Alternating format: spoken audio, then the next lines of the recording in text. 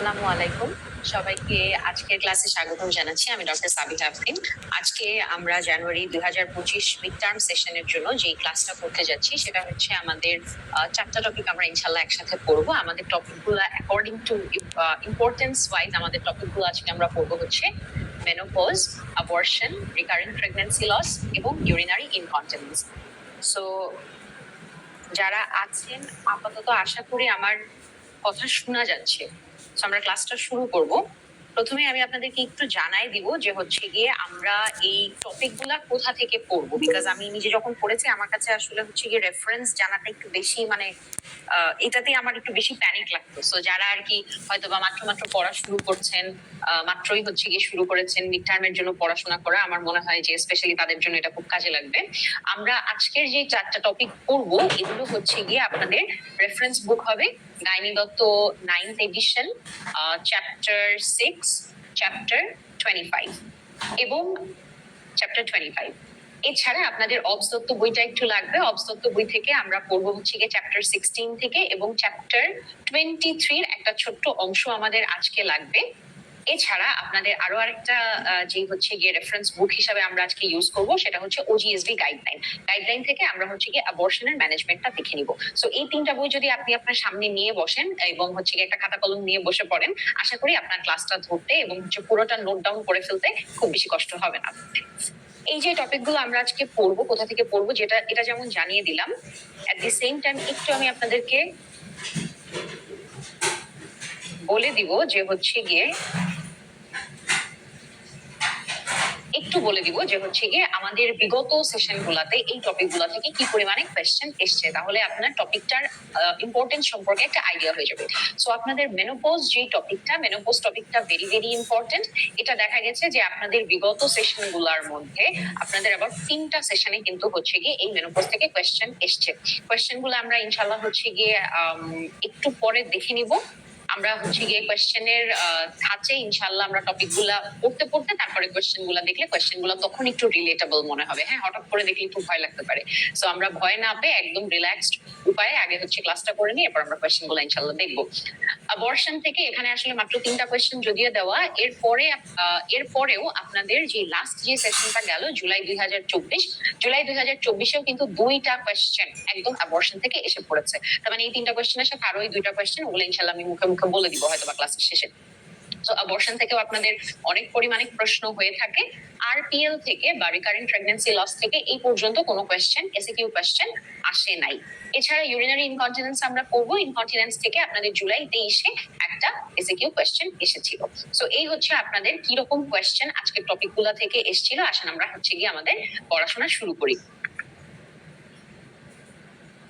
So প্রথমেই আসেন আমরা যে টপিকটা আমরা বললাম যে ইম্পর্টেন্স ওয়াইজ আমরা পড়বো, তাহলে প্রথম দিকে অনেক বেশি এনার্জি থাকে, তো তাহলে প্রথম দিকে হচ্ছে কি আমরা মেনোপজ যে টপিকটা কিনা বহুবার আমাদের পরীক্ষাতে এসেছে, এই মেনোপজ সম্পর্কে হচ্ছে কি আমরা সর্বপ্রথম পড়বো। কোথা থেকে পড়বো আমরা বলেছি আমরা gynae Dutta 9th edition chapter 6 থেকে হচ্ছে আমরা মেনোপজের চ্যাপ্টারটা থেকে হচ্ছে গিয়ে আমরা এই টপিকটা পড়ে ফেলবো ইনশাল্লাহ। কথা হচ্ছে কি আপনি কি পড়বেন। সর্বপ্রথম আপনাকে যে জিনিসটা জানতে হবে সেটা হচ্ছে গিয়ে মেনোপজ কাকে বলে। আমরা জানি যে মেনোপজটা হচ্ছে গিয়ে যখন আপনার সিসেশন of menstrual period for consecutive 12 months, এটাকে বলা হয় মেনোপজ। তাহলে আপনাকে মাথায় রাখতে হবে যে কনজিকিউটিভ 12 মান্থস হচ্ছে গিয়ে তার মেনস্ট্রুয়াল পিরিয়ড না হলে তখন আমি মেনোপজ চিন্তা করব। কোন বয়সে এটা হয়? সাধারণত আমাদের বইতে বলা আছে 45 থেকে 55 ইয়ার্স অফ এজের মধ্যে হয়। অন এভারেজ বলা আছে 47 ইয়ার্স। তার মানে রেঞ্জ বললে আপনার 45 থেকে 55 আপনার মনে রাখতে হবে। আর যদি হচ্ছে এভারেজ জানতে চাই তাহলে 47 বছর আপনাকে মাথায় রাখতে হবে। এরপরে আসেন যে বয়সটা জানার পরে আমি আশা করবো যে আপনারা অলরেডি হচ্ছে গিয়ে ইতোমধ্যে বইটা খুলেছেন গাইনি দত্ত এবং আপনারা চ্যাপ্টার 6 আছেন। পেজ নাম্বার হচ্ছে গিয়ে 54, পেজ নাম্বার 54।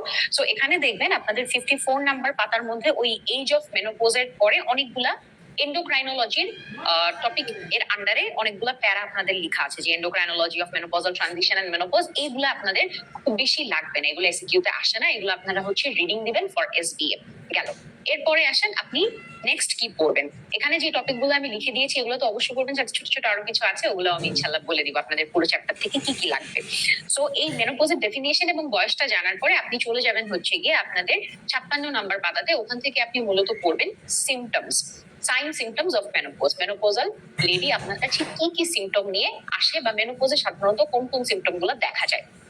এখানে দেখবেন যে আপনাদের 57 নাম্বার পাতাতে, হ্যাঁ 57 নাম্বার পেজে হচ্ছে কি আপনাদের দেখবেন সুন্দর একটা বক্স করে দেওয়া আছে যে সিমটমস অফ মেনোপজাল ট্রানজিশন, এবং এই পাতার একদম প্রথম দিকে 9টার মতন আই গেস এখানে মনে হয় 9টা পয়েন্ট আছে যে আপনাদের ভেসোমোটর সিমটম, ইউরোজেনিটাল সিমটমস বা হচ্ছে গিয়ে osteoporotic changes, cardiovascular, cerebrovascular changes, psychological changes বা হচ্ছে skin hair changes, sexual dysfunction এবং আপনাদের dimension, cognitive decline.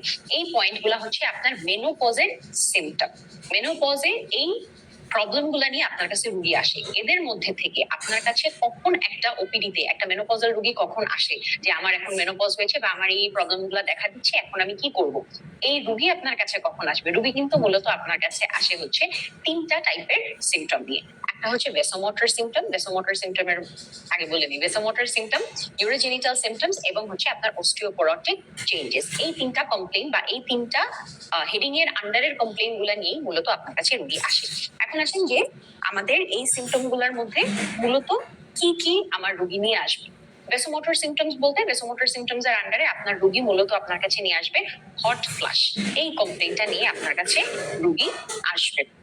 Hot flush বলতে কি বোঝায় আসলে? হট ফ্লাশ বলতে দেখবেন যে আপনাদের একদম সুন্দর মতন হচ্ছে কি ওই 57 নম্বর পাতাতে একদম সেকেন্ড যে কলামটা, সেকেন্ড কলামের মধ্যে হট ফ্লাশ বলে ওখানে হট ফ্লাশ কি দিয়ে কি হচ্ছে, টেম্পারেচারের কি হচ্ছে এবং পরবর্তীতে এটার প্যাথোফিজিওলজি সহ বলা আছে। এখানে দেখেন আপনাদের 2 নাম্বার পয়েন্ট হিসেবে আমি এখানে লিখে দিয়েছি role of estrogen in symptoms.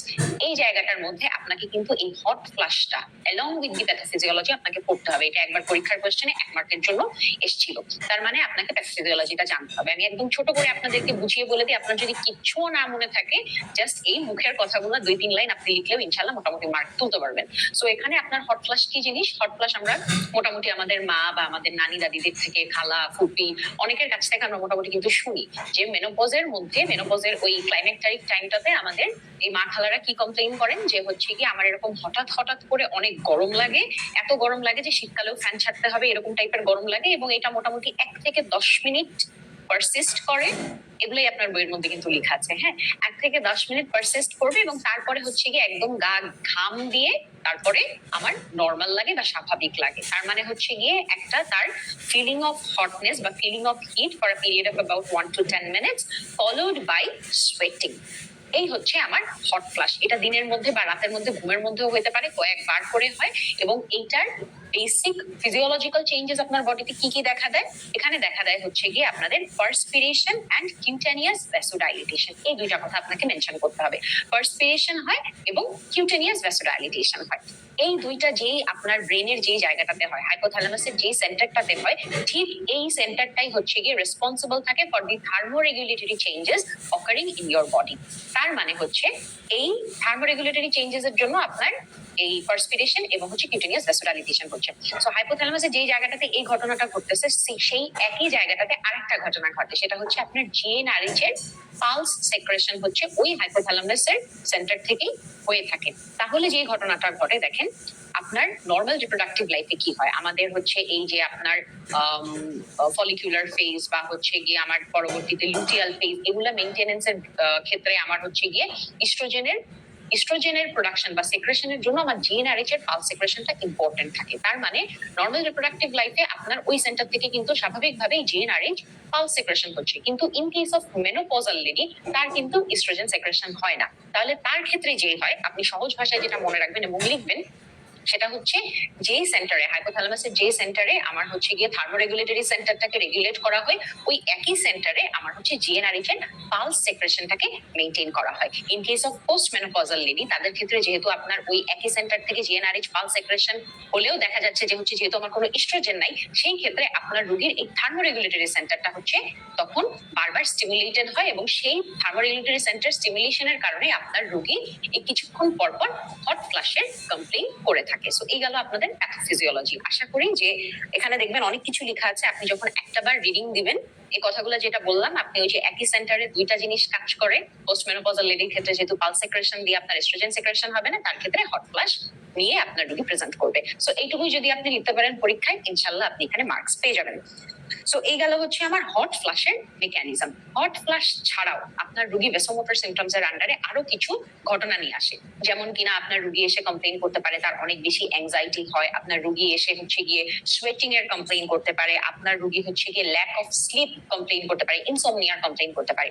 এগুলো সবই কিন্তু আপনার ভেসোমোটর সিমটমস এটার আন্ডারে পড়বে। এটার মধ্যে ওই যে বললাম যে ভেসোমোটর সিমটমের আন্ডারে হট ফ্লাশ থেকে আপনাদের আলাদা করে যেহেতু কোয়েশ্চেন আসে, এর জন্য ওটা নিয়ে আমরা একটু আলাদা করে ডিসকাস করে নিলাম।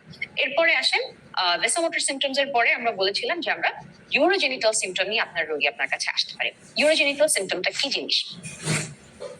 ইউরোজেনিটাল সিমটমটা হচ্ছে আপনার রোগীর, আমরা কি জানি যে হচ্ছে গিয়ে নর্মাল রিপ্রোডাক্টিভ লাইফে আমাদের কি হয়, আমাদের হচ্ছে গিয়ে ইস্ট্রোজেন থাকছে, মেইনলি প্রোজেস্টেরন না, আমরা ইস্ট্রোজেনটা নিয়ে এখানে একটু কথা বলবো যেহেতু আমাদের এখানে ইস্ট্রোজেনটাই লাগবে। সো ইস্ট্রোজেন আপনার যখন বডিতে থাকে, আপনার ইউরোজেনিটাল এপিথেলিয়াম মানে আপনার ব্লাডার এবং আপনার ভাজাইনা, প্রথম থেকে আমরা যদি শুরু করি ব্লাডার দিয়ে, ব্লাডারের আমার কি হয়, ব্লাডারের আপনার যে ট্রানজিশনাল এপিথেলিয়াম এটা কিন্তু সেনসিটিভ থাকে টুয়ার্ডস ইস্ট্রোজেন।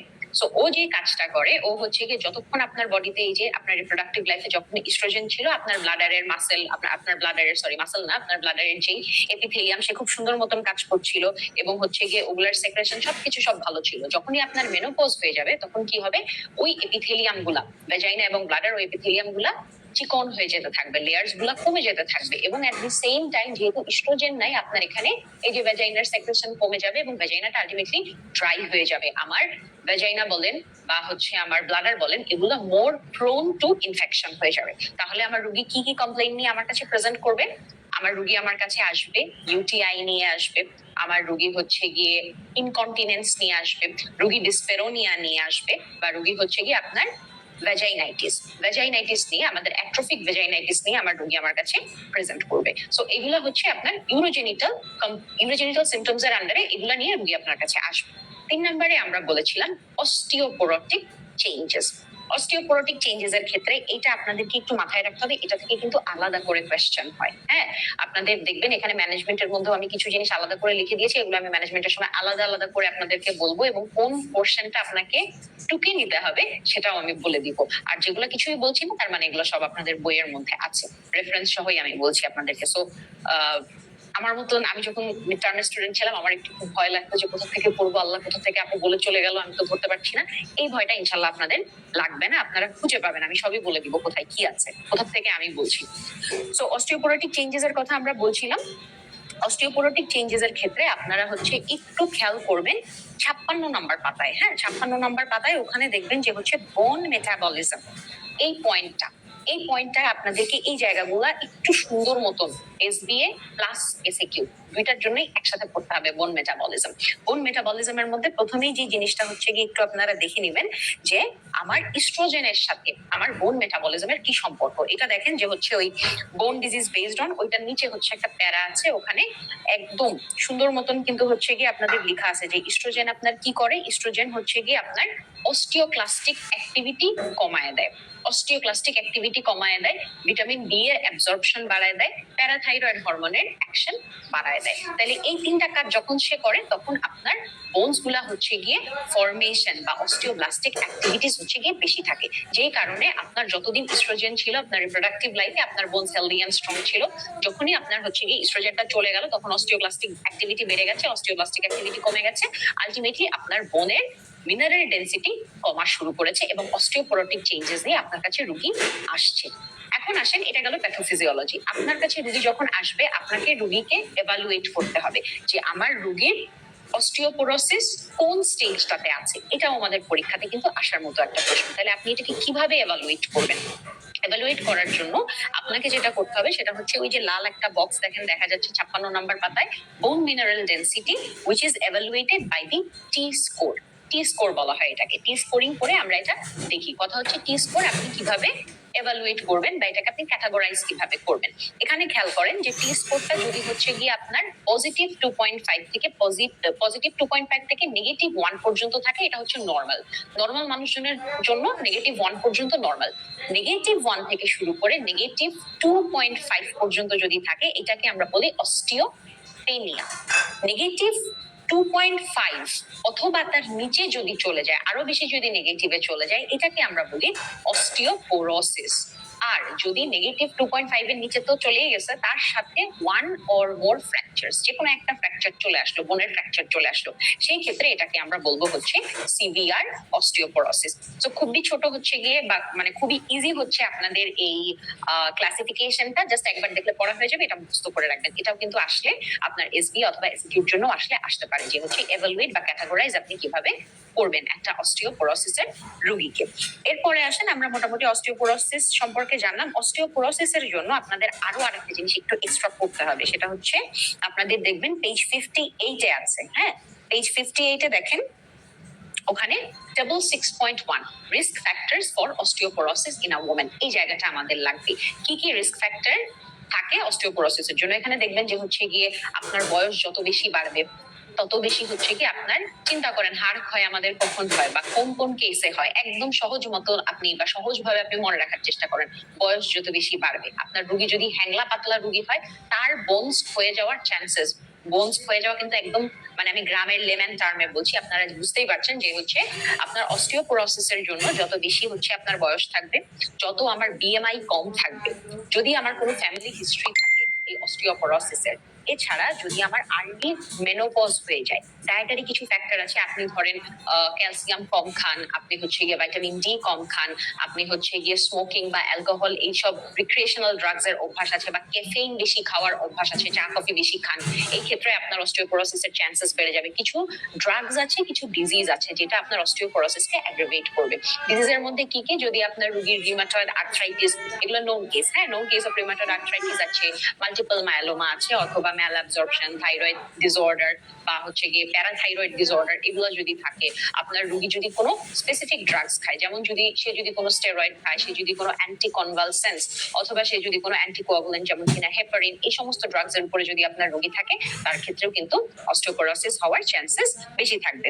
এছাড়া আরো কিছু আদার্স এর আন্ডারে দেখবেন কথা বলা আছে, যে আপনার রোগী সেডেন্টারি লাইফস্টাইল লিড করে, তার ক্ষেত্রে অস্টিওপোরোসিসের চান্সেস বেড়ে যাবে। এরপরে আসেন, আমরা যাব যে এগুলো হচ্ছে মোটামুটি আমার চেঞ্জেস, সাইন সিমটমস কি কি আমার রোগী নিয়ে আসতে পারে। এখন চলে যাব আমরা যে ডায়াগনোস আপনি কিভাবে করবেন, একটা মেনোপজের রোগীকে কিভাবে ডায়াগনোসিস করবেন। ডায়াগনোসিসের জন্য একদম খুবই সহজ, আপনাদের পেজ 59 এ দেখবেন ছোট্ট একটা বক্স করা আছে। হ্যাঁ, ছোট্ট একটা বক্স আছে।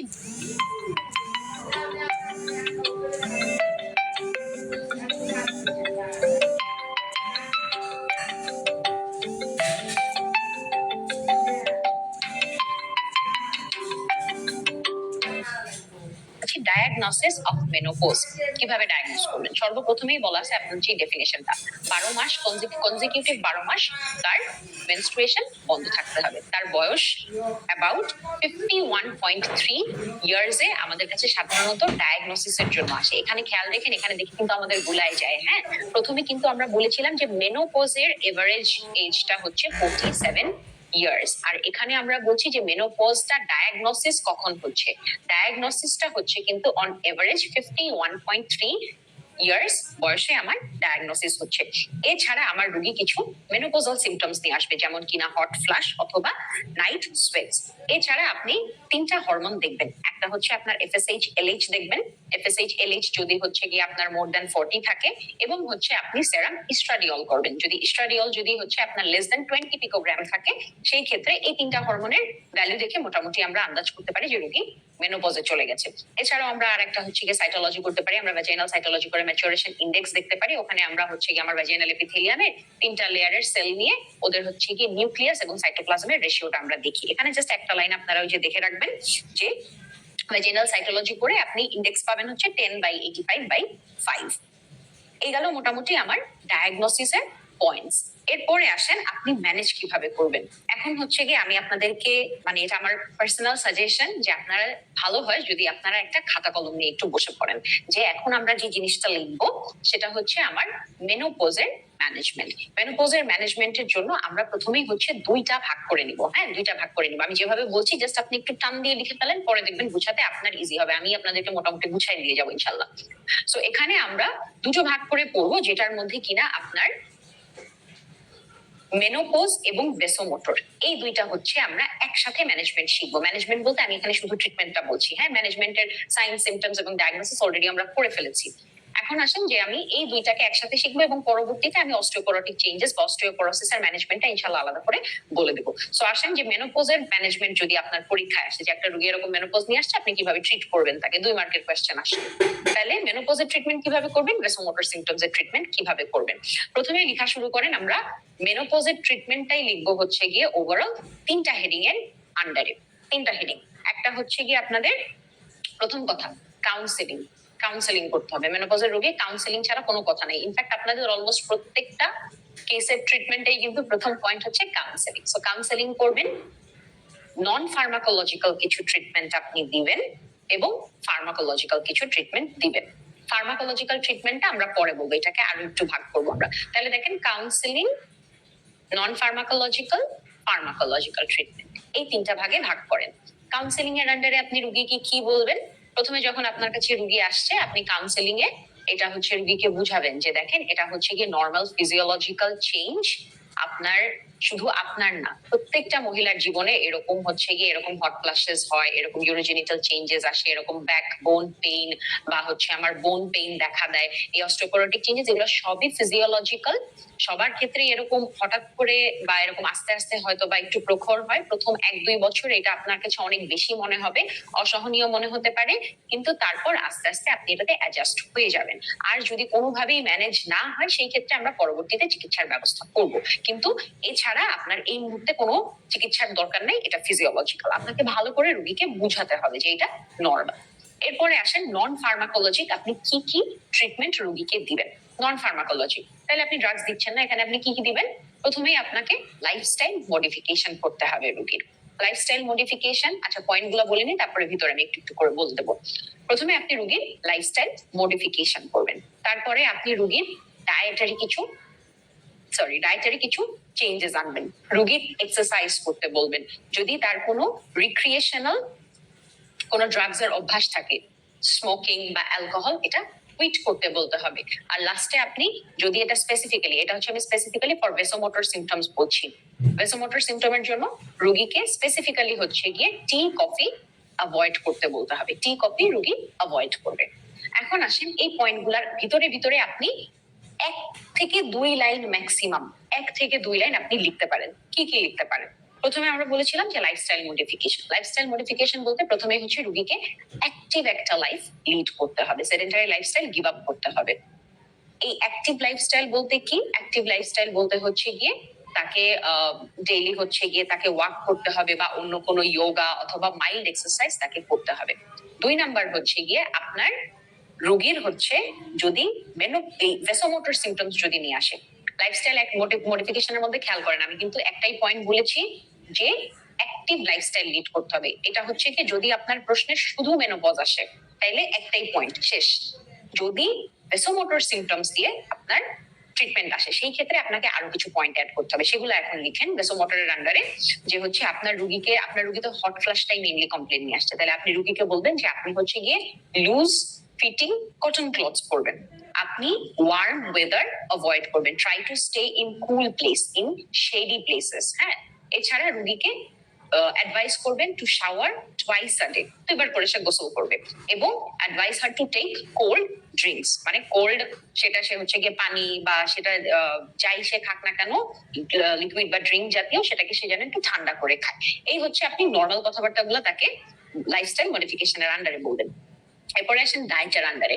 ডায়েটের আন্ডারে রোগীকে বলবেন নিউট্রিশিয়াস ফুড খেতে হবে, তাকে হচ্ছে গিয়ে ক্যালসিয়াম ইনটেক করতে হবে, ভাইটামিন ডি ইনটেক করতে হবে। এটা সবার ক্ষেত্রে, হ্যাঁ, মেনোপজ হোক বা যাই হোক, যেই কমপ্লেন নিয়ে আসুক না কেন, সবার ক্ষেত্রে ডায়েটের জন্য একই, বা বাদ বাকি যে পয়েন্টগুলো বলবো সবার জন্য একই। ডায়েটের মধ্যে ক্যালসিয়াম নিতে বলবেন, ভাইটামিন ডি নিতে বলবেন, এবং যদি ভেসোমোটর সিমটমস নিয়ে আসে তাহলে কিছু স্পেসিফিক পয়েন্ট আপনাকে বলতে হবে, সেটা হচ্ছে গিয়ে encourage the patient to take estrogen containing food. যেহেতু তার বডিতে ইস্ট্রোজেন প্রডিউস করছে না, আপনি বাইরে থেকে কিছু ইস্ট্রোজেন রোগীকে অ্যাডভাইস করতে পারেন খাওয়ার জন্য। কি কি ফুড থাকতে পারে আপনার এই ইস্ট্রোজেন কন্টেইনিং ফুডের মধ্যে? সয়া প্রোটিন থাকতে পারে, লিগিউমস থাকতে পারে, বিনস থাকতে পারে, এগুলো আপনি রোগীকে অ্যাডভাইস করবেন। এরপরে আসেন এক্সারসাইজের আন্ডারে আপনি বলবেন রোগীকে to walk for 30 minutes per day, at least 4 days a week। সে হচ্ছে গিয়ে হাঁটাচলা করবে, মাইল্ড এক্সারসাইজ করতে পারে বা যোগা করতে পারে, যেগুলো আপনি আগেও বলেছেন, যে কোনো একটা পয়েন্টে এই কথাগুলো বলে নেবেন। আর লাস্টে আমরা দুইটা বলেছিলাম যে টি কফি অ্যাভয়েড করবে এবং স্মোকিং অ্যালকোহল অ্যাভয়েড করবে। এরপরে আসেন, এটা গেল আমাদের হচ্ছে গিয়ে নন ফার্মাকোলজিক্যাল ম্যানেজমেন্ট। এরপরে চলে আসেন ফার্মাকোলজিক্যাল ম্যানেজমেন্ট। ফার্মাকোলজিক্যাল ম্যানেজমেন্টের আন্ডারে আপনার হচ্ছে গিয়ে রোগী ফার্মাকোলজিক্যাল ম্যানেজমেন্ট আপনি কখন দিবেন?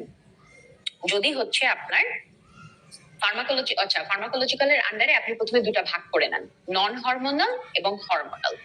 নন হরমোনাল আপনি একমাত্র যদি আপনার রোগী কোনো সিমটমস নিয়ে প্রেজেন্ট করে, তার ক্ষেত্রে আপনি হচ্ছে গিয়ে নন হরমোনাল ম্যানেজমেন্টটা দিবেন। যদি আপনার রোগী কোনো সিমটমস ছাড়াই আসে, যে কোনো সিমটমস নাই, কিচ্ছু নাই, আপনি অন্য কোনো কারণে তাকে হচ্ছে এমএইচটি দিচ্ছেন বা এই মেনোপজাল হরমোন থেরাপি আপনি দিচ্ছেন, সেই ক্ষেত্রে হচ্ছে গিয়ে আপনার এই নন হরমোনাল লেখার দরকার নাই।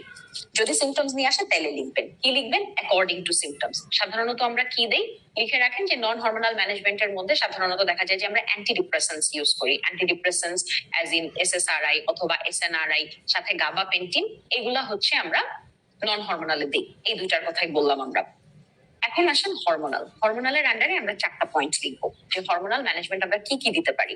একটা হচ্ছে আমরা অনলি ইস্ট্রোজেন দিতে পারি, অনলি প্রজেস্টেরন দিতে পারি, কম্বিনেশন অফ ইস্ট্রোজেন প্রজেস্টেরন দিতে পারি, আর 4 নাম্বার টিবোলোন দিতে পারি।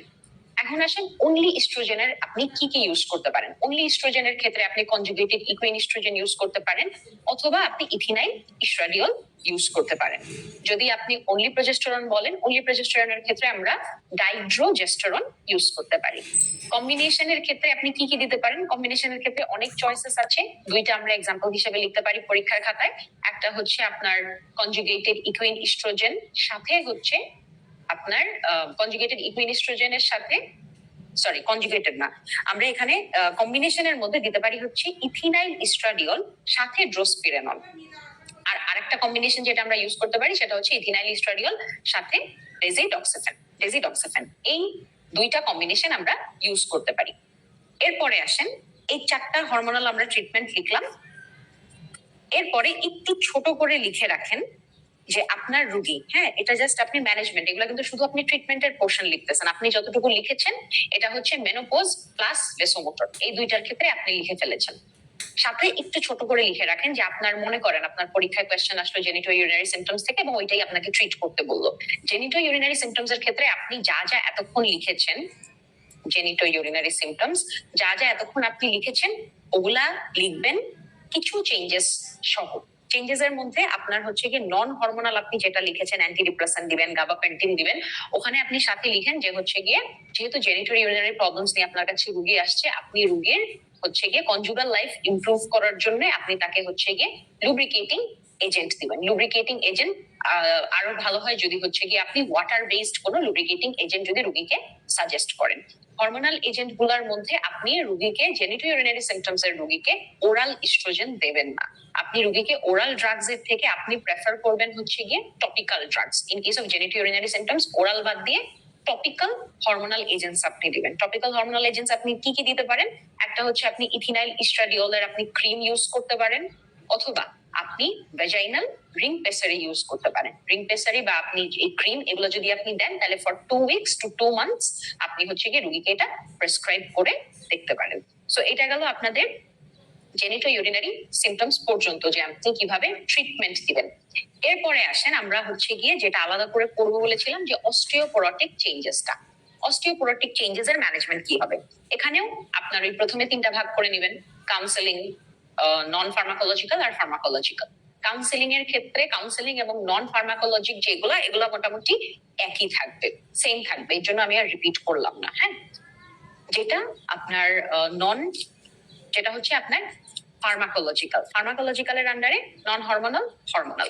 এর মধ্যে দেখবেন যখন নন হরমোনালের আন্ডারে আপনি হচ্ছে গিয়ে এই জায়গাটাতে আপনার চাইলে আপনি বইয়ের থেকেও দাগাই নিতে পারেন বা চাইলে লিখে ফেলতে পারেন। আমার মনে হয় যে লিখে ফেললে আপনাদের জন্য বেটার হয়, তাহলে পরে আর মানে আঁকড়ায় খুঁজতে হয় না, একসাথে পাওয়া যায়।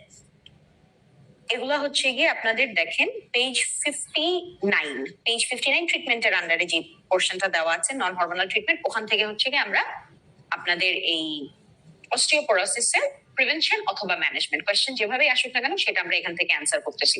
যে কাউন্সেলিং করবেন নন ফার্মাকোলজিক এবং ফার্মাকোলজিকের আন্ডারে নন হরমোনালের আন্ডারে আপনি লিখবেন হচ্ছে বিসফসফোনেট লিখবেন আপনি। এছাড়া লিখবেন সিলেক্টিভ এস্ট্রোজেন রিসেপ্টর মডিউলেটর এসিআরএম, যেটার আন্ডারে রেলক্সিফিন আছে, রেলক্সিফিন বা হচ্ছে গিয়ে আপনার এখানে দেখবেন যে আরো কিছু হচ্ছে গিয়ে ড্রাগস এর নাম আপনাদের দেওয়া আছে, এসিআরএম ইউজ করবেন। আর 3 নম্বরে আপনি লিখবেন যে হচ্ছে গিয়ে আপনি জোলেন্ড্রোনিক অ্যাসিড ইউজ করতে পারেন। এগুলা গেল হচ্ছে এই 3টা আপনি লিখবেন প্রিভেনশনের জন্য। যদি আপনার পরীক্ষায় ম্যানেজমেন্ট আসে, যে management of osteoporotic changes, management আসলে সাথে আরেকটা পয়েন্ট অ্যাড করবেন, সেটা হচ্ছে অস্টিওপ্রোজেরিং। এটা হচ্ছে 4 নাম্বার। অস্টিওপ্রোজেরিং লিখবেন যদি শুধু ম্যানেজমেন্ট আসে, প্রিভেনশনে অস্টিওপ্রোজেরিং আমরা দেই না। এই গেল নন হরমোনাল। এরপরে হরমোনাল ম্যানেজমেন্টের মধ্যে প্রথমেই আপনার পয়েন্ট থাকবে হচ্ছে গিয়ে আপনার এমএইচটি বা মেনোপজাল হরমোনাল থেরাপি। আগে এটাকে কিন্তু বলা হতো হরমোন রিপ্লেসমেন্ট থেরাপি, যেটা আপনি প্রথমেই লিখে ফেলছেন কিন্তু অলরেডি, যে ইস্ট্রোজেন প্রজেস্টেরন কম্বিনেশন অথবা টিবোলন। এই অথবা টিবোলন, এই 4টা যে আপনি প্রথমে লিখেছিলেন ওই 4টাকেই কিন্তু বলা হয় এইচআরটি অথবা এমএইচটি বলা হয় এখন। তাহলে আপনি অস্টিওপোরোসিস এর ট্রিটমেন্টের ক্ষেত্রে প্রথম পয়েন্টটাই হচ্ছে এমএইচটি, মানে এমএইচটি লিখে ওই 4টা পয়েন্ট আপনি লিখলেন। এরপরে 2 নম্বরে লিখবেন হচ্ছে গিয়ে প্যারাথরমোন বা পিটিএইচ, প্যারাথরমোনটা আমরা ইউজ করি।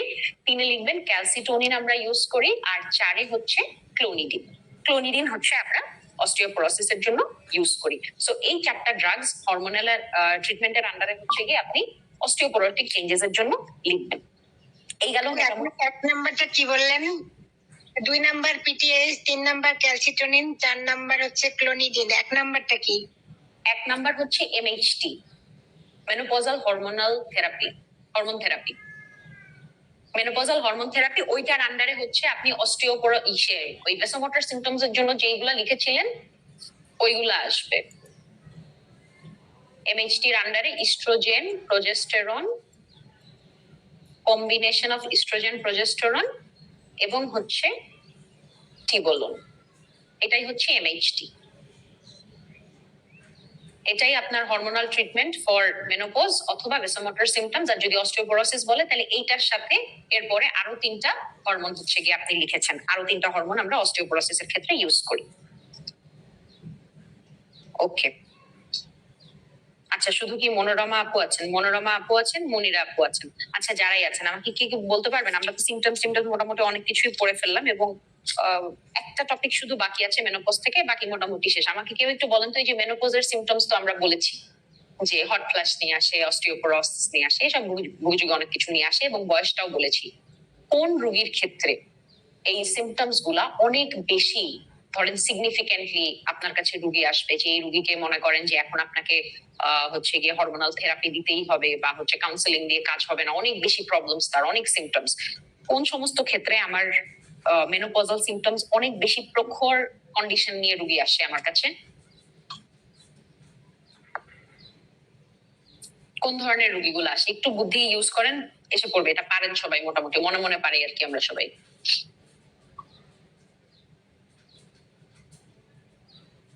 যাদের মনে করেন যে নরমালি মেনোপজ হচ্ছে তাদের ক্ষেত্রে তো সবার মোরালেস একই রকম সিমটমসই হবে, আস্তে আস্তে সিমটম বিল্ড আপ করবে, তারপর আস্তে আস্তে অ্যাডজাস্ট হয়ে চলে যাবে। Surgical menopause, very good. Surgical menopause যাদের হচ্ছে কি আমরা ওই যে বয়স হওয়ার আগেই যাদের হচ্ছে আমাদের হিস্টেরেক্টমি করে দিতে হচ্ছে, তাদের ক্ষেত্রে কিন্তু সিমটমস গুলো তাদের মানে নরমালি আমাদের কি হয়, নরমালি যখন আমার বয়সটা আস্তে আস্তে 45 এর দিকে যাচ্ছে, আস্তে আস্তে আমার হচ্ছে গিয়ে অলিগোমেনোরিয়া হবে অথবা হচ্ছে গিয়ে আমার ডিইউডি থাকবে বা কিছু একটা থাকবে, যেটাতে আমি আস্তে আস্তে বুঝতে পারবো, আমার বডি অ্যাডজাস্ট করার জন্য সময় পাবে। সার্জিক্যাল মেনোপজ আপনি ধরেই হচ্ছে গিয়ে ইউটেরাস ফেলে দিচ্ছেন, তাহলে ওর কিন্তু সময়টা পায় না to adjust to the system. তখন দেখা যায় যে ওর ক্ষেত্রে অনেক বেশি প্রবলেমস নিয়ে আপনার কাছে আপনার এই সার্জিক্যাল মেনোপজের রোগীগুলো আসে। আচ্ছা, এখানে লাস্ট পয়েন্ট যেটা আমার, আচ্ছা এখানে আমার একটা কোয়েশ্চেন আছে। হ্যাঁ, সেটা হচ্ছে যদি সার্জিক্যাল মেনোপজ হয়, সার্জিক্যাল মেনোপজের ক্ষেত্রে আমরা কি মানে নিজে থেকে আগে থেকে হরমোন রিপ্লেসমেন্ট দিয়ে দিতে পারি কিনা? হ্যাঁ, সেখানেই আমরা এখন সেটা তাইলে আমি কখন শুরু করব? অপারেশনের কতদিন পর? অপারেশনের কতদিন পর আপনি শুরু করবেন এটা মোটামুটি আমরা ফলো আপের পরেই, আমি আর কি যতটুকু আমি জানি যে ফলো আপের পরেই দেখা যায় যে ম্যাডামরা ডিসিশন নিয়ে নেয় যে হচ্ছে আপনার প্রথম আমরা যে বাড়িতে ছেড়ে দিই তারপরে আসার তারপরে যে ফার্স্ট ফলো আপে আসে তারপরেই ম্যাডামরা হচ্ছে গিয়ে আর কি এই চারটি দিয়ে দেয়। তারপরে যদি আমার জানায় যদি কোনো ভুল থাকে আমি আপনাদেরকে আরো শিওর হয়ে জানাবো না যে কতদিন পরে আপনাকে এই চারটি দিবে। সো আমরা নেক্সট টপিক ওইটাতেই যাচ্ছিলাম যে হচ্ছে আপনার হরমোন রিপ্লেসমেন্ট থেরাপি সম্পর্কে আমরা একটু জানবো, এখান থেকেও আপনাদের পরীক্ষায় কিন্তু কোয়েশ্চেন হয়। সো আপনারা একটু এখন যে পড়াটা পড়তেছি সেটা হচ্ছে আপনাদের পেজ নাম্বার 60 থেকে শুরু হয় হরমোন থেরাপি। এখান থেকে যা যা পড়বেন, যেহেতু এগুলো মোটামুটি পয়েন্ট করে দেয়া পড়া, চেষ্টা করবো যে আমরা এটা একটু দাগায় নিয়ে যাব। হ্যাঁ, খুব বেশি এক্সপ্লেন করার কিছু নাই এখানে। দেখেন, হরমোন থেরাপির মধ্যে প্রথমেই হচ্ছে আপনাদের দেওয়া আছে যে ইন্ডিকেশনস আপনাকে জানতে হবে, যে ইন্ডিকেশনস কাদেরকে কাদেরকে দিব। দেখেন এখানে বলা আছে যে হচ্ছে আপনার যাদের অনেক বেশি মেনোপজাল বা ভেসোমোটর সিমটমস আছে তাদের ক্ষেত্রে আপনার ওই সিমটমস রিলিফ করার জন্য দিতে হবে, অথবা আপনার লাইফের কোয়ালিটি বা স্ট্যান্ডার্ড ইমপ্রুভ করার জন্য হচ্ছে গিয়ে আপনাকে দিতে হবে। কিছু স্পেশাল গ্রুপস এর কথায় তারপরেই বলা আছে যে যাদের ক্ষেত্রে ধরেন এই যে প্রিম্যাচিওর ওভারিয়ান ফেলিয়ার হলো বা গোনাডাল ডিসজেনেসিস আছে বা আপনার সার্জিক্যাল অথবা রেডিয়েশনাল মেনোপজ হয়ে গিয়েছে, তাদেরকে আমার আগের থেকেই দিয়ে দিতে হবে। এর পরের পয়েন্ট যেটা, সেটাও আমাদের কিন্তু মুখস্থ করতে হবে যে বেনিফিটস অফ হরমোন থেরাপি দিলে আপনার কি কি হবে। এখানে দেখেন সুন্দর মতন লেখা আছে যে ভেসোমোটর সিমটম 70 to 80% ইমপ্রুভ করে যাবে, আপনার হচ্ছে ইউরোজেনিটাল সিমটমস গুলা ইমপ্রুভ করে যাবে, বোন মিনারেল ডেনসিটি বেড়ে যাবে 2 to 5%, এছাড়াও আমার ফ্র্যাকচারের রেটটা কমে যাবে 25 to 50%। এছাড়া কোলোরেক্টাল ক্যান্সারে ও হচ্ছে গিয়ে কমাই দিবে, পসিবলি কার্ডিও প্রোটেকশন দিবে। এরপরে হচ্ছে রিস্ক গুলো অবশ্যই জানতে হবে যে দুইটা ক্যান্সারের রিস্ক হচ্ছে আমার হরমোন রিপ্লেসমেন্ট থেরাপি বাড়াই দিবে, একটা আপনার এন্ডোমেট্রিয়াল আর একটা হচ্ছে ব্রেস্ট কার্সিনোমা। এছাড়াও আমাদের হচ্ছে কিছু কোয়াগুলেশনে কিছু প্রবলেম করতে পারে, ভেনাস থ্রম্বোবলিক ডিজিজ, অথবা আমার একদিকে যেমন হচ্ছে গিয়ে আপনার এমআই এর রিস্ক বাড়ায় দেয়, আর একদিকে আমার সেরিব্রোভাস্কুলার অ্যাক্সিডেন্ট বা স্ট্রোকের রিস্কও হচ্ছে গিয়ে হরমোন রিপ্লেসমেন্ট থেরাপি বাড়ায় দেয়। এরপরে দেখে রাখবেন যে কন্ট্রাইন্ডিকেশন টু হরমোন থেরাপি কখন কখন আপনি দিতে পারবেন না, যেগুলা ওর রিস্ক ফ্যাক্টর সেগুলাই ঘুরে ফিরে মোরাললেস ওর কন্ট্রাইন্ডিকেশন লিখাই আছে। যে আপনার যদি হচ্ছে গিয়ে রোগীর কোনো আনডায়াগনোসড জেনিটাল যদি ব্লিডিং থাকে, যদি নোন কেস অথবা হিস্ট্রি যদি থাকে ব্রেস্ট ক্যান্সারের, যদি হচ্ছে গিয়ে তার কোনো ইস্ট্রোজেন ডিপেন্ডেন্ট অন্য কোনো নিওপ্লাজম যদি থাকে, যদি কোনো অলরেডি যদি কোনো তার থ্রম্বোএম্বলিক ডিসঅর্ডার যদি থেকে থাকে, যদি কোনো লিভার ডিজিজ বা যদি গলব্লাডার ডিজিজ থেকে থাকে, বা ওই স্ট্রোক বা হচ্ছে এমআই এগুলো যদি থেকে থাকে, তাহলে আপনার রোগীকে আপনি এই চার্টে দিতে পারবেন না। সো ঘুরে ফিরে আপনার রিস্ক এবং আপনার কন্ট্রাইন্ডিকেশনস কাছাকাছি, সো এটা আমরা মিলিয়ে পড়লে আশা করি হয়ে যাবে। তারপরে দেখবেন যে আপনাদের available preparation for hormone therapy এইটা লেখা আছে। এখান থেকে হচ্ছে গিয়ে আপনাদের এসএকিউ আশা করি কিছুই আসবে না। এসএকিউর জন্য আমরা ওই যেভাবে 4টা করে পয়েন্ট আমরা পড়ে ফেলছি যে অনলি ইস্ট্রোজেন বা প্রোজেস্টেরন এবং কম্বিনেশন আমরা দিতে পারি, ওইভাবেই আমরা পড়বো এসএকিউর জন্য। এখান থেকে জাস্ট আপনারা এসবি এর জন্য একটু দেখে রাখতে পারেন, এসবি এর জন্য দেখে রাখবেন যে কি কি প্রিপারেশন অ্যাভেলেবল। এরপরে যেটা আবার সুন্দর মতন মুখস্থ করে ফেলবেন সেটা হচ্ছে গিয়ে মনিটরিং। আপনাদের পেজ 62 তে দেখবেন table 6.4, monitoring prior to and during hormone therapy. আপনি হরমোন থেরাপি শুরু করলেন, হরমোন থেরাপি শুরু করার পরে আপনি কিভাবে একে মনিটর করবেন। একে আপনাকে কিন্তু অ্যানুয়ালি আপনাকে এদিকে কিন্তু ফলো আপে রাখতে হবে। প্রত্যেক বছর তাকে কিছু ইনভেস্টিগেশন এবং এক্সামিনেশনের মাধ্যমে তাকে আপনার ফলো আপ করতে হবে। কথা হচ্ছে আপনি কি কি জিনিস দিয়ে তাকে ফলো আপ করবেন। প্রথমে তার কিছু আপনার ক্লিনিক্যাল এক্সামিনেশন করতে হবে। ক্লিনিক্যাল এক্সামিনেশনের আন্ডারে আপনি তার বিএমআইটা একটু দেখবেন, আপনি তার হচ্ছে গিয়ে বিপি দেখবেন, পালস দেখবেন, সাথে হচ্ছে গিয়ে তার পেলভিক এক্সামিনেশন করে দেখবেন যে কোনো ম্যাস বা কিছু আপনার কাছে মনে হচ্ছে কিনা। ব্রেস্ট এক্সামিনেশন করে দেখবেন যে আমার এমএইচটির জন্য তার কোনো ব্রেস্ট কার্সিনোমা বা ব্রেস্ট কোনো টিউমার তার হচ্ছে গিয়ে ডেভেলপ করে গেল কিনা। আমি তার পেলভিসটা আরেকটু ভালো করে দেখার জন্য তার একটা টিবিএস করে দেখবো, এবং যদি কোনো ইরেগুলার ব্লিডিং থাকে সেই ক্ষেত্রে আমি রোগীর হিস্টেরোস্কোপি বা এন্ডোমেট্রিয়াল বায়োপসি বা স্যাম্পলিং করে দেখবো। এবং সাথে আমি হরমোনের মধ্যে কি দেখবো, হরমোনের মধ্যে আমি সিরাম ইস্ট্রাডিওলটা তার করে দেখতে থাকবো। এবং এগুলো আমি কতদিন অন্তর অন্তর করবো, ফার্স্টেই বললাম যে 1 বছর অন্তর অন্তর আমার রোগীকে ফলো আপ করে রাখতে হবে। সো এই গেল মোটামুটি হচ্ছে আপনাদের মানে যেই জায়গাগুলো মাস্ট করতে হবে এছাড়াও যেই পোর্শন গুলা মনে করেন আমি একদমই টাচ করি নাই, ওগুলা অ্যাটলিস্ট একবার করে রিডিং দিয়ে রাখবেন। এটা হচ্ছে গিয়ে আমার সবার প্রতি, আমার নিজের প্রতিও হচ্ছে গিয়ে আমার এইটাই সাজেশন থাকে সবসময়, যে আপনি যেই চ্যাপ্টারটাই পড়লেন না কেন, একটা রিডিং দিতে আসলে খুব বেশি সময় লাগে না। নিজেকে একটা সময় বেঁধে দিয়ে একটু জাস্ট চ্যাপ্টারটা রিডিং দিবেন। ছোট্ট একটা চ্যাপ্টার, যতটুকু আপনাদের লাগবে ওটা পড়ার পরে আসলে তেমন কিছু বাকি থাকে না, যাও যতটুকু থাকে একটা রিডিং দিয়ে রাখবেন। ইন কেস যদি আহামরি কোনো অ্যাটিপিক্যাল কোয়েশ্চেন আসে, সেটাও তাহলে আপনি কিন্তু অ্যান্সার করতে পারবেন এখন যদি একবার একটু দেখে রাখেন। সো এই হচ্ছে মেনোপজ থেকে মোটামুটি আপনাদের কথাবার্তা আমরা যেটা বলতে চাচ্ছিলাম। আর কি কোনো কোয়েশ্চেন আছে আপু?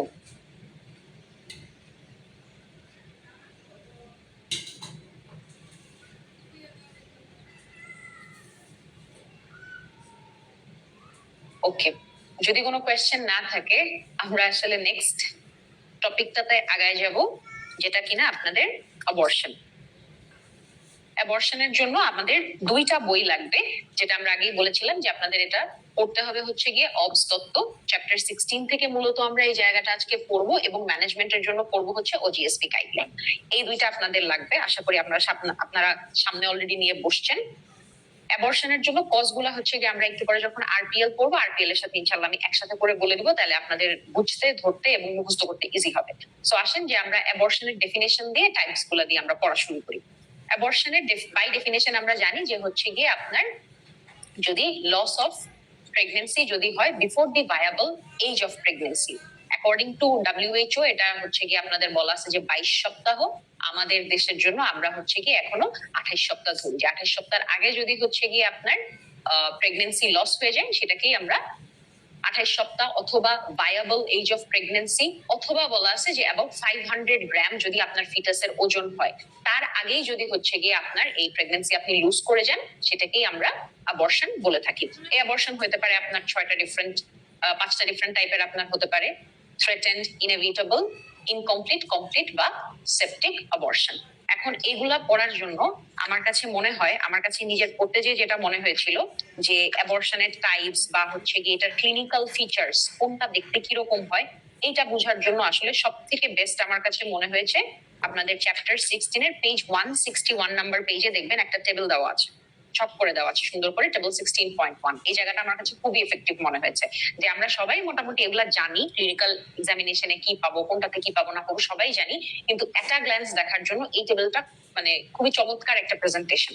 সো দেখেন, আমরা যদি বলি যে থ্রেটেন্ড অ্যাবর্শনটা কি, থ্রেটেন্ড অ্যাবর্শন আমরা জানি যে হচ্ছে গিয়ে আপনার একটা প্রেগনেন্সি এমন একটা পর্যায়ে চলে গিয়েছে যেখান থেকে আপনার মানে প্রেগনেন্সি রিকভার করা is not impossible. Pregnancy recover করতে পারে, আবার দেখা যায় যে কিছু কিছু ক্ষেত্রে প্রেগনেন্সি লসও হয়ে যেতে পারে। সো এই থ্রেটেন্ড অ্যাবর্শনের ক্ষেত্রে আপনার রোগী কি কমপ্লেইন নিয়ে আসবে? আপনার রোগী আসবে হচ্ছে গিয়ে যে তার মাইল্ড লোয়ার অ্যাবডোমিনাল পেইন থাকবে এবং মাইল্ড পিভি ব্লিডিং থাকবে। আপনি যদি তাকে পার অ্যাবডোমিনালি এক্সামাইন করে দেখেন, আপনি দেখবেন তার সিম্পাইশিও ফান্ডাল হাইট হচ্ছে জায়গা মতন আছে, ফিটাল মুভমেন্ট বা ফিটাল হার্ট রেট প্রেজেন্ট থাকবে। যদি হচ্ছে গিয়ে আপনি পারভেজাইনাল এক্সামিনেশন করেন, পারভেজাইনালের আন্ডারে তার অস ক্লোজড থাকবে, মাইল্ড পিভি ব্লিডিং থাকতে পারে। ওকে, এই রোগীর আপনি যদি ডায়াগনোসিস করতে চান, ডায়াগনোসিসের ক্ষেত্রে থ্রেটেন্ড অ্যাবর্শনের ক্ষেত্রে আপনি রুটিন সবসময় আপনারা রুটিন গুলো একসাথে করে লিখে ফেলবেন, স্পেসিফিক লিখবেন। স্পেসিফিক ইনভেস্টিগেশনের মধ্যে আমরা এখানে হচ্ছে গিয়ে একটা আল্ট্রাসোনোগ্রাম করে দেখবো। আল্ট্রাসোনোগ্রাম করে আমরা কি পাবো? এখানে তার হচ্ছে গিয়ে থ্রেটেন্ড অ্যাবর্শনের ক্ষেত্রে আলট্রাতে পাওয়া যাবে যে তার জেস্টেশনাল স্যাক বা তার হচ্ছে গিয়ে যেটা ফিটাস ভালো আছে, কার্ডিয়াক অ্যাক্টিভিটি অথবা ফিটাল হার্ট রেট প্রেজেন্ট, এবং হচ্ছে গিয়ে স্যাকের সাইজ এবং বাদবাকি যে এগুলো সবকিছু নর্মাল থাকবে, ভালো থাকবে। আমি মোটামুটি একটা ভালো আলট্রা দেখতে পাবো। এবং এই যেই কেসে হচ্ছে গিয়ে আপনার এরকম ইউএসজি তে এরকম সবকিছু ভালো পাওয়া যায়, এগুলো সাধারণত দেখা যায় যে ইমপ্রুভ করে যায় বা হচ্ছে গিয়ে আপনার প্রেগনেন্সিটা কন্টিনিউড হয়। এখন আসেন, এই রোগীকে আপনি কিভাবে ম্যানেজ করবেন? থ্রেটেন্ড অ্যাবর্শনের রোগীকে বা যে কোনো রোগী, যে কোনো অ্যাবর্শনের রোগীকে আপনি কিভাবে ম্যানেজ করবেন? এখানে প্রথমেই আপনাদেরকে একটা কথা বলে দিই যে অ্যাবর্শনের জন্য কিন্তু আপনার বিভিন্ন রকম প্রোটোকল আছে। হ্যাঁ, আপনারা যেটা চেষ্টা করবেন, যে প্রোটোকলই আপনার পছন্দ, যেটাই আপনি লিখতে চান, পরীক্ষার জন্য পড়তে চান, আপনি পড়েন, কোনো সমস্যা নাই।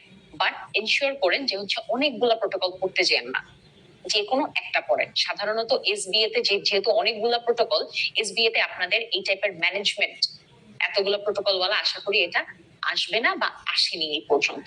এটা আসলে আপনার এসএকিউতেই আসবেন। সো চেষ্টা করবেন যে কোনো একটা প্রোটোকল ফলো করতে।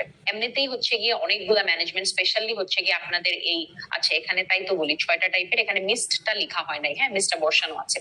স্পেশালি আমাদের কিন্তু মিসড এবং ইনকমপ্লিট এই দুইটার মধ্যে কিন্তু প্যাচ এমনিতেই লেগে যায়। সো আপনি যদি অনেকগুলো প্রোটোকল করতে চান আলটিমেটলি দেখবেন ভুলাই গেছে। সো চেষ্টা করবেন যে কোনো একটা ফলো করতে। আমি আপনাদেরকে এখানে ওজিএসবি গাইডলাইনেরটা বলে দিচ্ছি, আপনি চাইলে ওজিএসবি ফলো করতে পারেন, আপনি চাইলে হচ্ছে গিয়ে ফিগো ফলো করতে পারেন, যেটা আপনার পছন্দ আপনি ফলো করেন, no problem, but make sure to follow only one.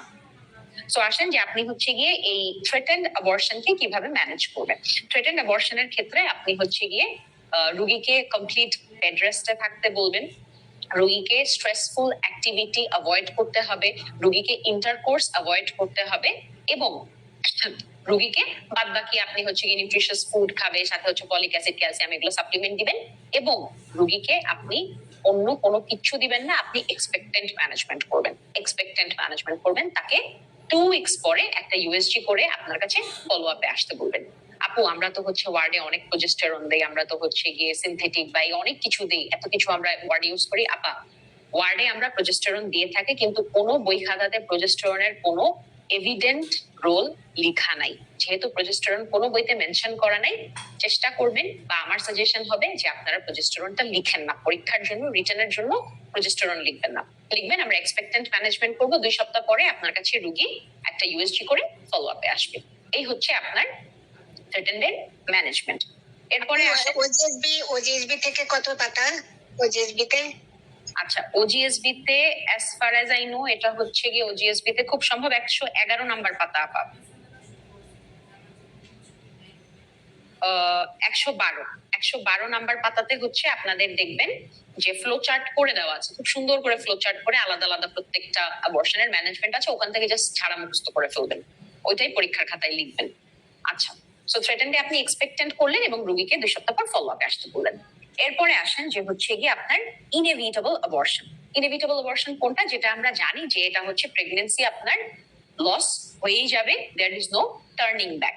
এখন there is no turning back, এই ক্ষেত্রে আপনার রোগী কি কি কমপ্লেইন নিয়ে বা আপনার কাছে রোগী কি ফিচার নিয়ে আসবে? আপনার কাছে রোগী লোয়ার অ্যাবডোমিনাল পেইন এবং হেভি পার ভেজাইনাল ব্লিডিং নিয়ে আসবে।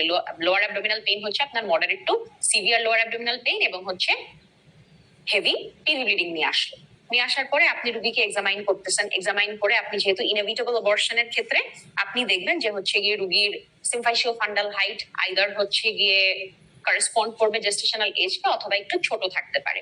আপনি ফিটাল হার্ট রেট হচ্ছে গিয়ে, যদি এখানে ফিটাল হার্ট রেট আপনি এখানে ফিটাল হার্ট রেট আপনি এখানে পেতেও পারেন, নাও পেতে পারেন। এরপরে আসেন যে আপনি পারভেজাইনাল এক্সামিনেশন যদি করেন, সেই ক্ষেত্রে দেখবেন যে অস হচ্ছে খোলা এবং হেভি পিভি ব্লিডিং আপনি পাবেন। তারপরে আসেন যে রোগীর আপনি ডায়াগনোস কিভাবে করবেন। ইনএভিটেবল অ্যাবর্শনের ক্ষেত্রে আমরা হচ্ছে গিয়ে একটা আলট্রাসোনোগ্রাম চাইলে করতে পারি, কিন্তু এটা মোটামুটি আমাদের আসলে অত বেশি সময় হাতে থাকে না, দেখা যায় যে হাতে থাকে না। এখন এই রোগীকে আপনি কিভাবে ম্যানেজ করবেন? এর ম্যানেজমেন্টের ক্ষেত্রে আমরা হচ্ছে জেস্টেশনাল এজ ওয়াইজ ম্যানেজ করব। যদি 12 সপ্তাহের কম হয় এবং যদি 12 সপ্তাহের বেশি হয়। যদি আপনার 12 সপ্তাহের কম হয় সেই ক্ষেত্রে হচ্ছে গিয়ে আমরা এমভিএ করব, এমভিএ ম্যানুয়াল ভ্যাকুয়াম অ্যাসপিরেশন করে দিব। যদি আপনার 12 সপ্তাহের উপরে হয় আপনি ওয়েট করবেন ফর স্পন্টেনিয়াস এক্সপালশন। যদি আপনি ফ্যাসিলিটেট করতে চান যে হচ্ছে আপনি আগায়ের সময় কমায় ফেলতে চান ফর দিস এক্সপালশন প্রসেস, সেই ক্ষেত্রে আপনি এটাকে অগমেন্ট করতে পারেন by using 1 litre fluid with 20 unit oxytocin. 1 litre fluid হতে পারে নর্মাল স্যালাইন বা হার্টসল আপনি ইউজ করতে পারেন, এটার সাথে 20 ইউনিট অক্সিটোসিন আপনি দিয়ে দিবেন। আচ্ছা গেল। এরপরে হচ্ছে যদি দরকার পড়ে তাহলে হচ্ছে আপনি এটাকে ডিএনসি করে দিবেন, যদি দরকার পড়ে তাহলে এভাকুয়েশন করে দিবেন, এবং পরবর্তীতে এটাকে অ্যান্টিবায়োটিক কভারেজে আপনাকে রাখতে হবে। আপনি দুই ক্ষেত্রেই 12 সপ্তাহের কম হোক বা বেশি হোক, ইনএভিটেবল অ্যাবর্শনের ক্ষেত্রে আপনাকে অ্যান্টিবায়োটিক কভারেজ দিতে হবে। এরপরে আসেন যে আপনার কমপ্লিট অ্যাবর্শন। কমপ্লিট অ্যাবর্শনের ক্ষেত্রে আপনার রুগী কি নিয়ে আসবে? কমপ্লিট অ্যাবর্শন মানে আমরা জানি যে পুরাটা প্রোডাক্টই বের হয়ে গেছে। তাহলে আপনার রুগী কি নিয়ে আসবে? আপনার রুগী হচ্ছে হিস্ট্রি দিবে। সে হচ্ছে হিস্ট্রি দিবে অফ এক্সপালশন অফ ফ্লেশি মাস অথবা ব্লাড ক্লটস। হ্যাঁ, অনেক সে বলবে আইদার সে হচ্ছে কি যদি বুঝে থাকে তাহলে বলবে যে চাকা চাকা গেছে, আর না হলে বলবে যে হচ্ছে গিয়ে এরকম অনেক বেশি রক্ত গেছে, একদম ভিজে ভিজে একাকার হয়ে গেছে। এখন সে কি নিয়ে আসছে? এখন সে হচ্ছে গিয়ে স্লাইট পিভি ব্লিডিং নিয়ে আসবে। আর হচ্ছে গিয়ে সাধারণত আমার রোগী কোনো পেটে ব্যথার কমপ্লেন এখন আর করে না, বলে যে হিস্ট্রি দেয় যে অনেক বেশি পেটে ব্যথা ছিল। এই রোগীকে আপনি হচ্ছে গিয়ে এখন এক্সামাইন করবেন। সিম্ফাইসিও ফান্ডাল হাইট আপনি এখানে পাবেন না, দেখবেন যে হচ্ছে গিয়ে আপনার ইউটারাসটাকে হচ্ছে গিয়ে পেলভিক অর্গান মনে হচ্ছে। আপনি যদি এবং কোনো কার্ডিয়াক অ্যাক্টিভিটি বা ফিটাল হার্ট রেট আপনি পাবেন না। যদি একটা পিভি করেন, পিভি করে দেখবেন যে হচ্ছে গিয়ে আপনার রোগীর হচ্ছে গিয়ে অস ক্লোজড এবং মাইল্ড পিভি ব্লিডিং থাকতে পারে। আপনি যদি এখন একে ডায়াগনোস করতে চান, ডায়াগনোসিসের জন্য আপনি যদি হচ্ছে গিয়ে তাকে একটা ডায়াগনোসিস বা এটাকে আসলে আমরা ডিরেক্টলি যদি ম্যানেজমেন্টের কথা বলি সেটা বেটার হয়। হ্যাঁ, যে যার ক্ষেত্রে আপনার কমপ্লিট অ্যাবর্শন হয়ে গেছে তার ক্ষেত্রে আসলে আমরা এই অন্য কোনো ডায়াগনোসিস বা ডায়াগনোসিসের সাথে আমার ম্যানেজমেন্ট একই জিনিস। রোগীকে আমি বলবো যে হচ্ছে গিয়ে মোটামুটি এক্সামাইন করে আমি যখন বুঝলাম যে ভিতরে আর কিছু নাই, আমি হচ্ছে রোগীকে অ্যান্টিবায়োটিক কভারেজ দিব এবং রোগীকে বলবো যে হচ্ছে আপনি এক সপ্তাহ পরে আপনি হচ্ছে গিয়ে আলট্রা করে নিয়ে আসেন, একটা ইউএসজি করে এক সপ্তাহ পরে ফলো আপে আসেন। এবং এই ক্ষেত্রে রোগীর পরে এভাকুয়েশনের দরকার নাই, সবই তো বের হয়ে গেছে। রোগীকে আমি সাথে সাথে কিছু অ্যাডভাইসও দিয়ে দিব এবং এই অ্যাডভাইস গুলো হচ্ছে গিয়ে আপনার, এটা আমরা কমপ্লিটের ক্ষেত্রে বলতেছি যে কমপ্লিট বা হচ্ছে গিয়ে ইনএভিটেবল, এগুলো সবগুলোর ক্ষেত্রে এটা অ্যাপ্লিকেবল হবে। যে রোগীকে অ্যাডভাইস আপনাকে বুঝাই দিতে হবে যে আপনি বাসায় চলে যাচ্ছেন, কিন্তু আপনি কোন কোন ক্ষেত্রে হাসপাতালে চলে আসবেন ইমিডিয়েটলি। যদি আপনার জ্বর আসে, যদি আপনার হেভি পিভি ব্লিডিং হয়, যদি আপনার সিভিয়ার লোয়ার অ্যাবডোমিনাল পেইন হয়, তাহলে আপনি সাথে সাথে হাসপাতালে চলে আসবেন। আচ্ছা, এরপরে রোগীকে আমি ফলো আপে আসতে বলবো এবং অ্যান্টিবায়োটিক কভারেজ দিয়ে দিব। এরপরে আসেন incomplete abortion. Incomplete incomplete abortion. Incomplete অ্যাবর্শনের ক্ষেত্রে আপনার হচ্ছে গিয়ে রোগী কি নিয়ে আসবে? যেহেতু হচ্ছে গিয়ে আপনার হাফ প্রোডাক্ট, ইনকমপ্লিট অ্যাবর্শন মানে আমার রোগীর হচ্ছে হাফ প্রোডাক্ট বের হয়েছে, হাফ বা অনেকখানি বের হয়েছে, কিছু কিছু প্রোডাক্ট এখনো ভিতরে থেকে গেছে।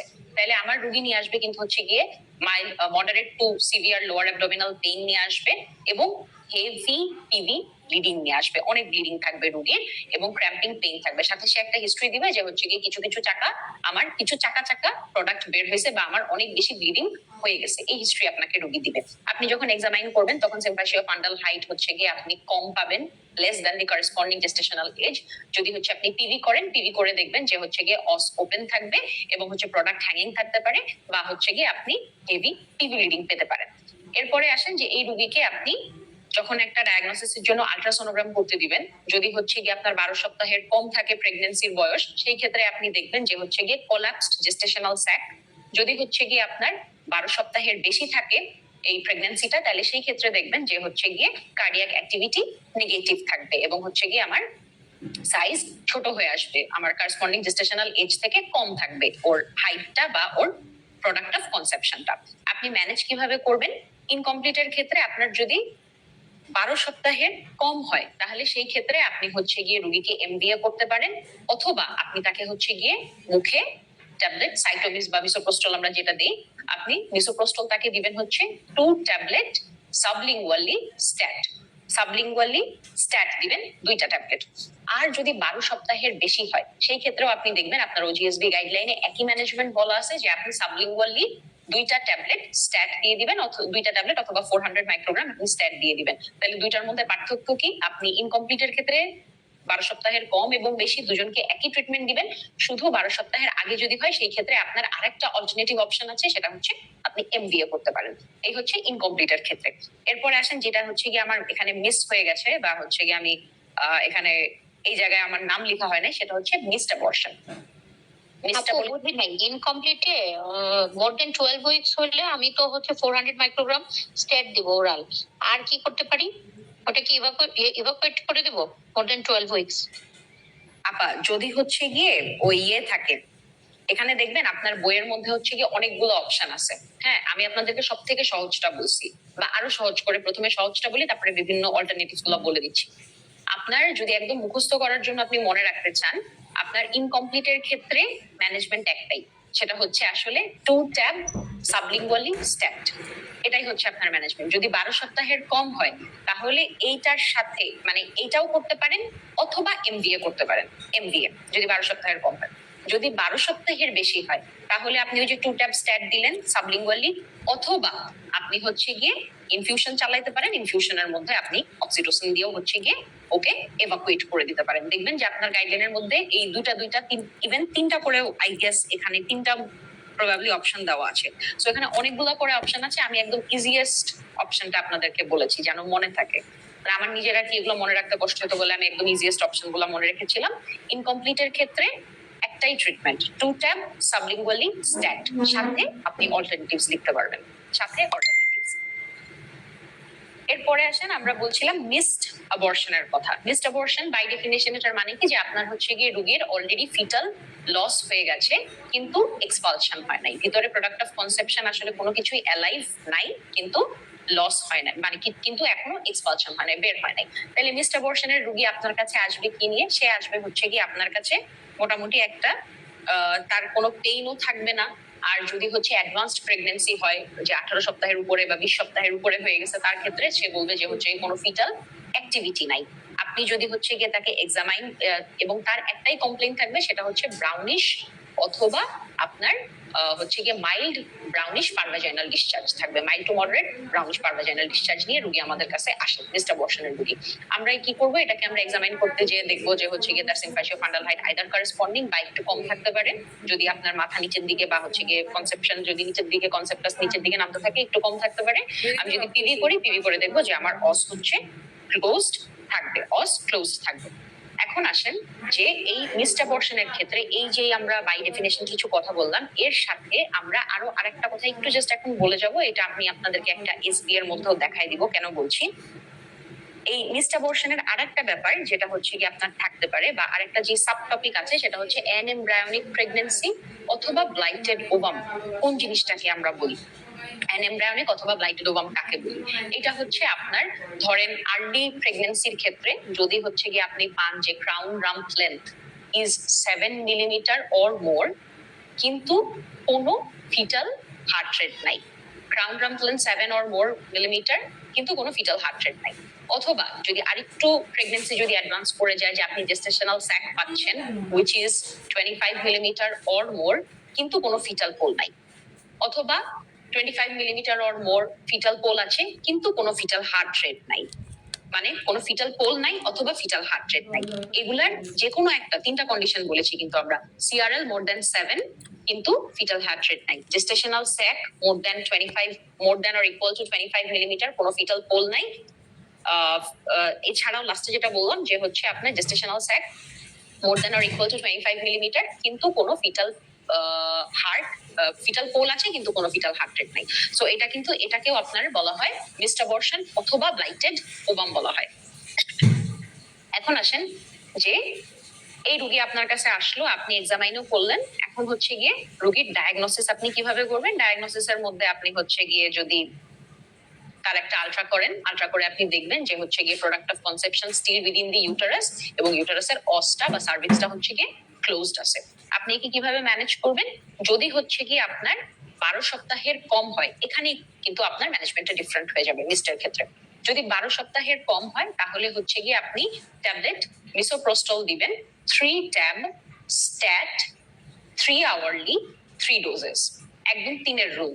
3 ট্যাব স্ট্যাট দিবেন, কিভাবে দিবেন? সাবলিঙ্গুয়ালি দিবেন। 3 ট্যাব স্ট্যাট 3 আওয়ারলি দিবেন এবং 3টা ডোজ দিবেন টোটাল।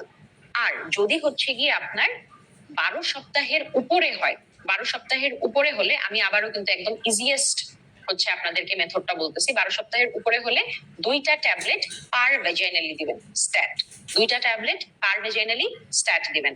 আর কি অপশন আছে? আর একটা অপশন যেটা আপনার আছে যে হচ্ছে গিয়ে আপনি 1 লিটার ফ্লুইডের মধ্যে 20 ইউনিট অক্সিটোসিন চালায় এই প্রসিডিউরটাকে ফ্যাসিলিটেট বা অগমেন্ট করে দিতে পারেন। তারপরে আপনি যদি প্রয়োজন পড়ে তাহলে এভাকুয়েশন করে ফেলবেন। এই হচ্ছে মোটামুটি আপনাদের মিসড অ্যাবর্শনের ম্যানেজমেন্ট। এই পর্যন্ত কি আমি একটু আপনাদের কি বুঝাইতে পারছি? যদিও এগুলো আসলে সবাই আমরা এত কমনলি ফেস করি, যে আসলে এগুলা সবারই মুখস্থ, মোটামুটি সবাই পারি। কোনো কি কোয়েশ্চেন আছে আপুরা যারা আছেন? ওকে, যদি কোয়েশ্চেন না থাকে আমরা সেপটিকটাতে আগায় যাব, সেপটিক অ্যাবর্শন। আপু যেটা হচ্ছে মোর দেন 12 উইকস, হ্যাঁ ওই যেটা হচ্ছে মিসড অ্যাবর্শনের মোর দেন 12 উইকস, এটা হচ্ছে 2 ট্যাবলেট পার ভেজানালি স্ট্যাট। আর ওইটাকে মানে ত্বরান্বিত করার জন্য 1 লিটারের মধ্যে 20 ইউনিট অক্সিটোসিন, দুইটাই একসাথে নাকি যে কোনো একটা? অল্টারনেটিভ যে কোনো একটা।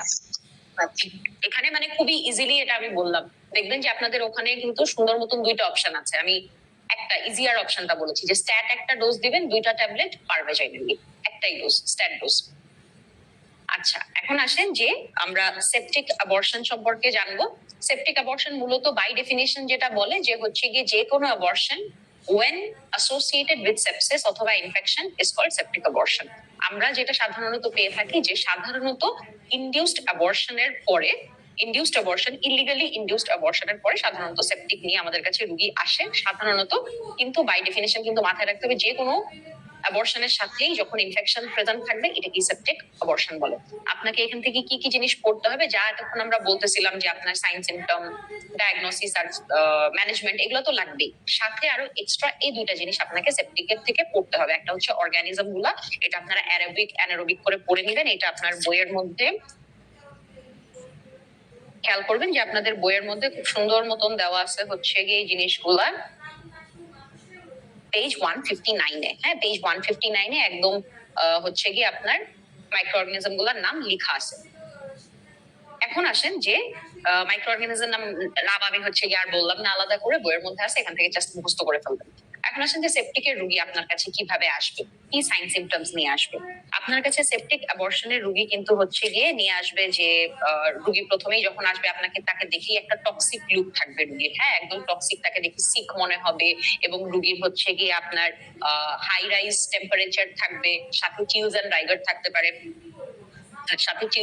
থাকতে পারে এবং হচ্ছে গিয়ে সাথে রুগীর ডায়রিয়া অথবা ভমিটিং অথবা হচ্ছে গিয়ে আপনার রুগীর অ্যাবডোমিনাল বা চেস্ট পেইন নিয়ে আসবে, সাথে ট্যাকিপনিয়া, ট্যাকিকার্ডিয়া এগুলা নিয়ে আসবে।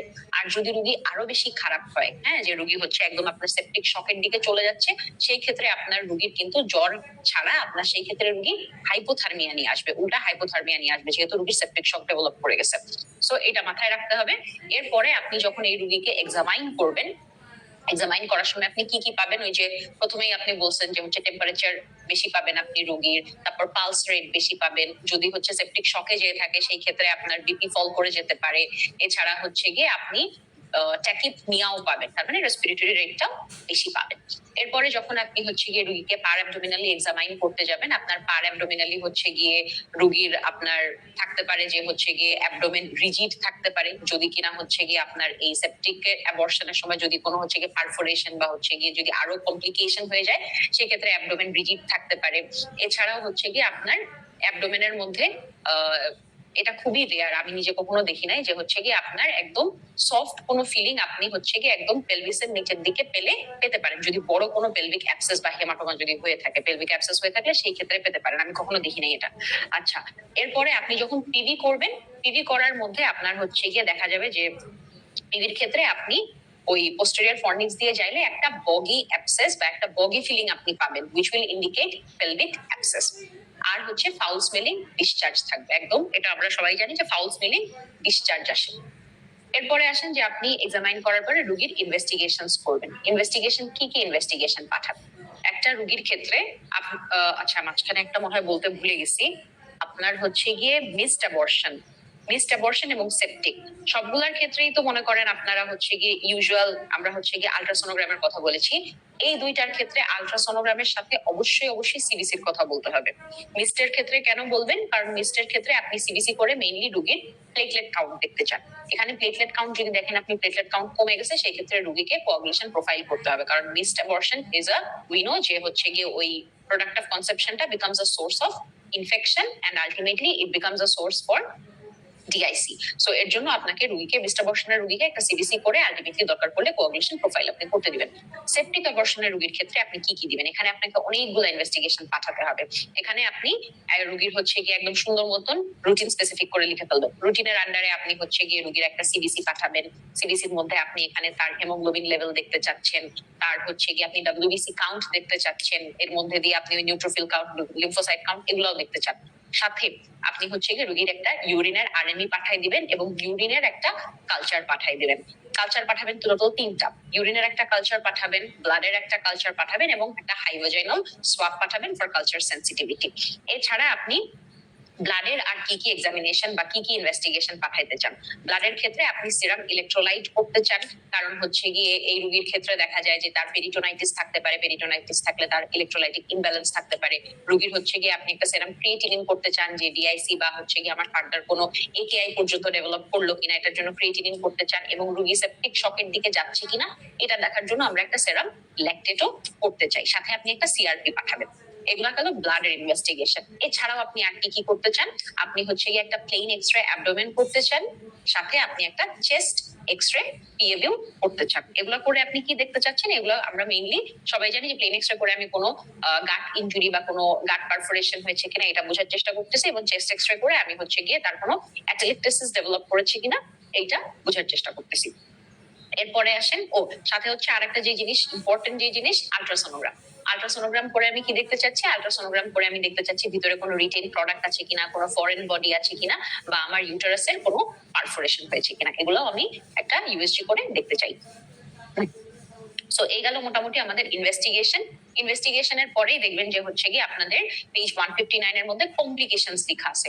অন্যগুলোর ক্ষেত্রে কমপ্লিকেশন না লাগলেও আমার কিন্তু সেপটিক অ্যাবর্শনের জন্য কমপ্লিকেশন লাগবে। ওখানে দেখবেন যে ইমিডিয়েট এবং ডিলেট করে কমপ্লিকেশন দেওয়া আছে, যে আপনার সেপটিক অ্যাবর্শনের রোগী যখন আসে তখন সে হচ্ছে গিয়ে হেমারেজ নিয়ে আসতে পারে, বা injury to the pelvic organs, অথবা ইনজুরি টু দি গাট নিয়ে আসতে পারে, বা হচ্ছে গিয়ে আপনার এই যদি ইনজুরি হয়ে থাকে, ইনজুরি থেকে রোগীর হচ্ছে গিয়ে পেরিটোনাইটিস বা হচ্ছে গিয়ে আপনার ইনফেকশনের জন্য ওভারওয়েলমিং ইনফেকশন থেকে আপনার রোগীর হচ্ছে একেআই বা সেপটিক শক ডেভেলপ করতে পারে, বা হচ্ছে লাংসে অ্যাটেলেকটেসিস বা থ্রম্বোফিলবাইটিস ডেভেলপ করতে পারে। এগুলো সব ইমিডিয়েটের আন্ডারে। আর ডিলেডের আন্ডারে আমার রোগীর সেপটিক অ্যাবর্শনের রোগীর পরবর্তীতে কি কি সমস্যা হতে পারে? পরবর্তীতে হচ্ছে